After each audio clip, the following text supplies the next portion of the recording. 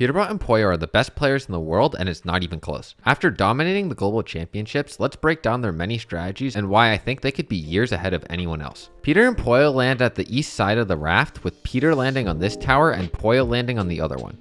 They quickly loot up and are the first to control the bot, guaranteeing themselves the mythic AUG and the scan medallion. From here, they quickly leave their POI, often leaving with over 1 minute before the first zone starts to close. Once they left their drop spot, their next initiative was finding Storm Surge. They do this by trading with the many other teams that were still on the other parts of the raft, and by looking to take shots at both the fights at Standy Steps and the beach split. From here, they play a very similar strategy to how Clix used to play Surge from this area of the map. By controlling these hills, Peter and Poyo can find many tags onto the teams around them and hold them in the storm. Then, once they want to rotate, they can simply hit one of the many launch pads around this area and get into the zone with no consequences. Within their general game plan, there are 3 key things that influence how they play the game. The first is the forecast tower. By having priority to this forecast tower, they were always able to predict the next zones and position themselves favorably. The next key aspect to their success were bunkers. Peter and Poyo tried to play for this bunker every game because it allowed them to trade Surge early with the rest of the lobby and then regain their heals from the bunker. The final key aspect of their strategy was playing for islands. They almost always had control of the Rift Island because on the 3rd zone they would try to play near launch pads around the map. This meant that when the 4th zone pulled, they could instantly go to the island for extra loot and heals to cap themselves out for the endgame. Once on the island, they would often wait here until the 6th zone revealed itself, even if it meant sitting in the zone for it. By doing this with forecast, they could then fizz pad into the 6th zone and land exactly where they knew the 7th zone was going to pull, giving themselves free rotations throughout the partial zones. This was their general game plan that got them into the endgames consistently, but they did a lot of other little things that are really the difference between them being a good team and the best team in the world. Starting in the early game, Peter and Poyo use many little things to get advantages on their opponents. The first thing you can't use in your games unless you are a T1 pro watching this, in which case let me know in the comments below. But they would often use a kill feed to know who was a good fight to push. When they saw that Resigns and Damo beat Clix and Vino cleanly off spawn, Peter and Poyo came down and quickly cleaned up this fight against these much weaker players. There was also another game where they saw that Trashy was left as a solo as his teammate Threats was knocked in the kill feed.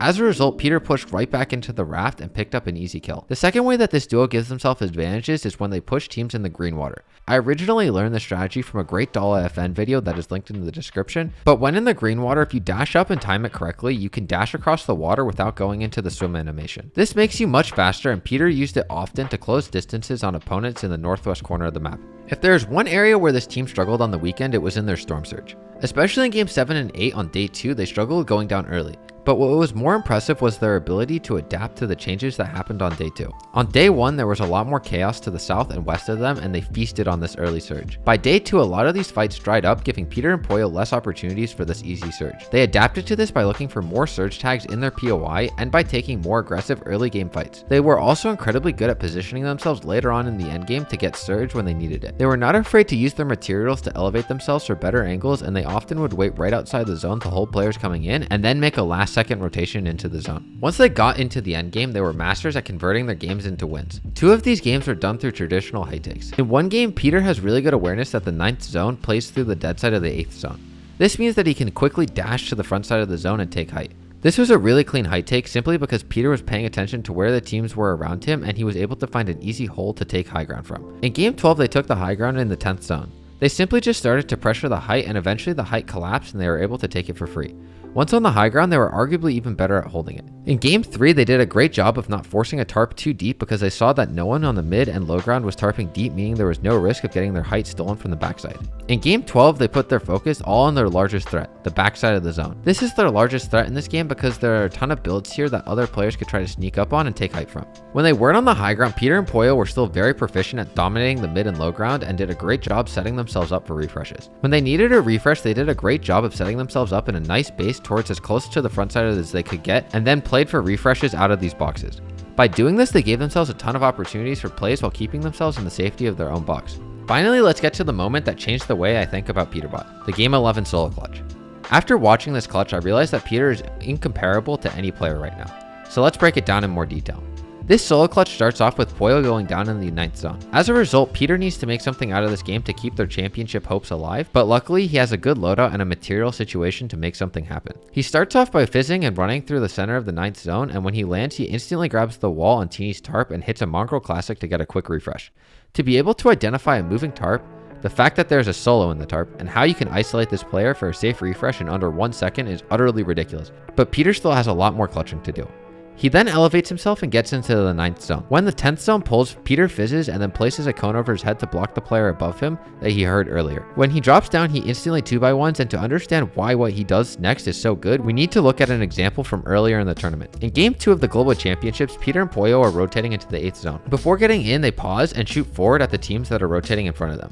This is done with the purpose of hoping that these teams aren't aware of their backs, giving you either a lot of damage or a free kill. Now back onto the solo clutch. Once Peter lands and makes this 2x1, he instantly turns around to look at his 2 weakest walls, the 2 wood ones behind him. By putting his attention to where he was weakest, Peter was able to spot out Ritual and Reet, who tried spraying into Peter's back. Peter instantly goes for a shot here because he sees that neither of them have their shotguns out, allowing him to hit Reet for 100 damage and getting him to back off. Once he sees them back off, he instantly turns his attention again to the other half of his tarp, where he sees another duo pursuing him from below. This time Peter chooses an armored wall because he sees a player with his shotgun out and he doesn't want to risk taking this trade right now. From here he uses Fizz to get to the front side, where he makes a 1x1 and looks for refreshes out of it. From this he finds a spray kill onto Victor V and tarps over safely to the loot. He then instantly gets to the front side of the 11th zone, and once there gets W keyed by Ritual. Peter doesn't want to take a head-on fight, so he creates distance between himself and Ritual, but once Ritual turns away, Peter pounces, editing quickly and finishing off the kill. He is now in a great position and tarps on the low ground, cutting teams off and picking up a few more eliminations along the way.